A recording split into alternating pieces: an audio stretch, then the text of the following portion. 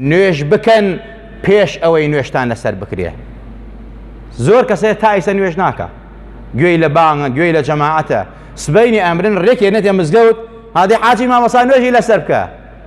ئیتر وازانە بەم نوێژەی حاجی مامۆستا ئیتر ئەبێتە ئەڕاتە ئەبێتە قەڵغانێک و لە عەزابی قەبر، لە وەڵامی قەبر، لە سزای قیامەت ئەیپارێسێ، نەک حاجی مامۆستا. واللهی ئەگەر پێغەمبەری خوا نوێژی لەسەر بکە، چونکە پێغەمبەر خۆی فەرمێت نوێژ نەکەر ئەگەر بڕای پێ نەبێت لە دین دەرەچێت، ئەگەر بڕای پێ بۆ لە تەمەڵیانێکە بەڕاستی خوا سزای ئەدالن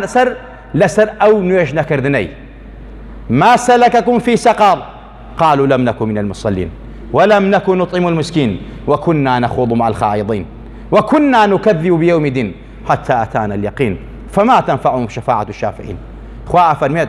أهل بهشت بأهل سقر ألان أرى إيوة تشي ويخسنا وسقر جهنموا ألان والله إما لنوش خوينان نبوين، إما لخير ومندان نبوين،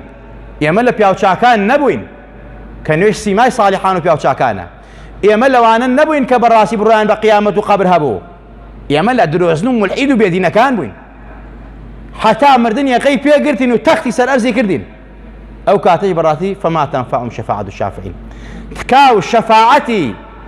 يك شفاعة خواز بوي تأثيرين پیغمبری خواهی شافعه شفاعت بو مسلمانك مسلمان جبه نيوشكا كتو نيوش ناكي مسلماني شي إيماني شي وديني شي تو أهل الحاد بوي تو پشتیوانی ملحید بوي كواتا تو ينتم مزقود نيوشي لسركريت أولا بردفع فتنة نيوشي لسركريت أو ما وصال باتوشي فتنة نيوشي لسركب أينا قسم بخوا قرآن كيشو ما وصاكي وراتنا وقركا قرآن كيش شفاعتي وناكا ما وصاكيش برشقون لقبرا لسرويك أو نيوش ناكا كواتبي أقاما اللي هو بيه نيوش كان بيش أو نيوشتان لسركن.